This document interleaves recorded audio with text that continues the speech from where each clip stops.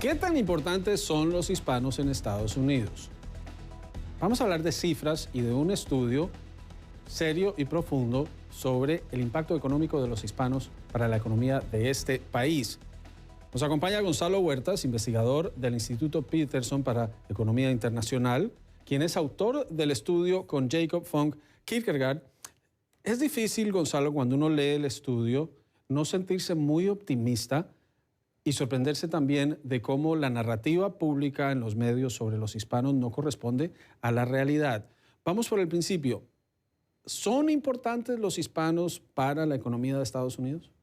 Mira, Juan Carlos, el reporte muestra que son muy importantes. Tiene tres aristas muy rápidas. La primera vendría a ser que los hispanos van a contribuir de acá al 2050 0.2 puntos porcentuales del PBI estadounidense. Y eso, para darte una idea, es 42 billones de dólares. 42 billones de dólares es más grande que el PBI de Bolivia, es más grande que el PBI de Paraguay. Ahora, la otra parte del reporte lo que dice es la comunidad latina de Estados Unidos necesita todavía converger a ciertos niveles de productividad y eso sería un desafío que todavía está abierto. Ahora, cuando miramos, decías, 42 mil millones de dólares al año le representan los hispanos a la economía de Estados Unidos, que es gigantesca, pero 42 mil millones puede ser la diferencia entre una recesión o no. Pero hay un rubro que me sorprendió y que vamos a verlo en la gráfica que preparamos, que ustedes han presentado, que es sobre el emprendimiento de los hispanos comparado a otros grupos. ¿Qué significa esta raya roja que son los hispanos contra los demás grupos que vienen en Estados Unidos? Bueno, esos datos que mencionás son muy importantes, vienen tomados del Kaufman Index. Básicamente lo que muestran es, hay dos tipos posibles de emprendimiento. El emprendimiento que uno toma por necesidad, porque no le queda alternativa, y el emprendimiento que uno toma porque voluntariamente quiere ser innovador y crear algo nuevo. Esta gráfica es específicamente el segundo tipo, es decir, que no tiene que ver con que los latinoamericanos no tengan alternativas. Y lo que muestra es que los latinos en Estados Unidos son el grupo demográfico con más capacidad para emprender en términos de innovación, de empresas nuevas, locales, un montón de cosas diferentes. Generación de empleo. Pero decías, hay retos. Antes de comenzar la entrevista me decías, un latino puede ganar en promedio 75% menos que un anglosajón.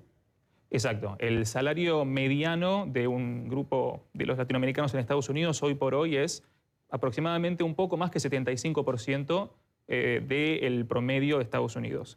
Lo bueno es que en el 95 era menos que el 70%. Entonces están convergiendo a la media, pero queda todavía mucho para trabajar ahí. Otro tema en donde se ve un cambio importante es en educación. Se asume, y uno lo ve por diferentes interpretaciones, que los latinos tienen un nivel de educación más bajo, un nivel de integración más bajo a Estados Unidos, pero el estudio demuestra que no. Exacto, ese tema es importantísimo. Fíjate lo siguiente, Juan Carlos. En términos de educación secundaria, entre los jóvenes, hoy los latinos tienen una tasa de completitud de 85%, que es casi lo mismo que el resto del país.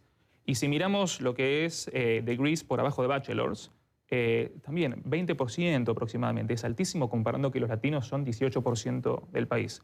Donde queda una brecha muy importante para trabajar todavía es en higher education. Bachelors, maestrías, doctorados. En bachelors están en 13% y en maestrías... Es el equivalente al título universitario en América Latina. Exactamente, exactamente. Y maestrías es más bajo, es 8%. Ahí hay mucho trabajo todavía.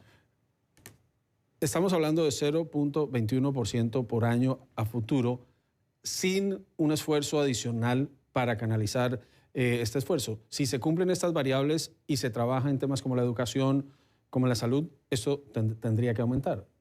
En el reporte específicamente no agregamos otros escenarios posibles. Lo que sí marcamos es toda esta contribución que estamos viendo que es posible para Estados Unidos, también es condicional a que se trabaje la productividad laboral de los latinos, ¿no? Obviamente, llevar ese 75% del salario mediano que decíamos antes a una situación idealmente de 100%.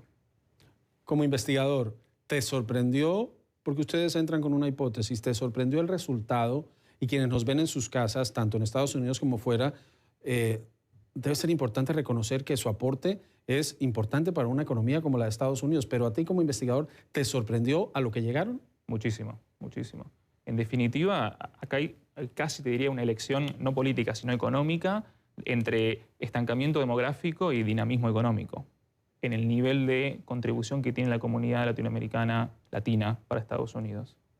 El futuro de Estados Unidos, y se ve, lo dice el informe, va camino la comunidad latina a ser la minoría mayoritaria de este país, aunque ha habido un crecimiento importante de los asiáticos, pero su aporte no es solo en población, no es solo en tasa de natalidad, es en dinamizar a Estados Unidos. Hay titulares bastante ambiciosos, pero se debe sentir bien quien nos ve y vive en Estados Unidos sobre su aporte a este país.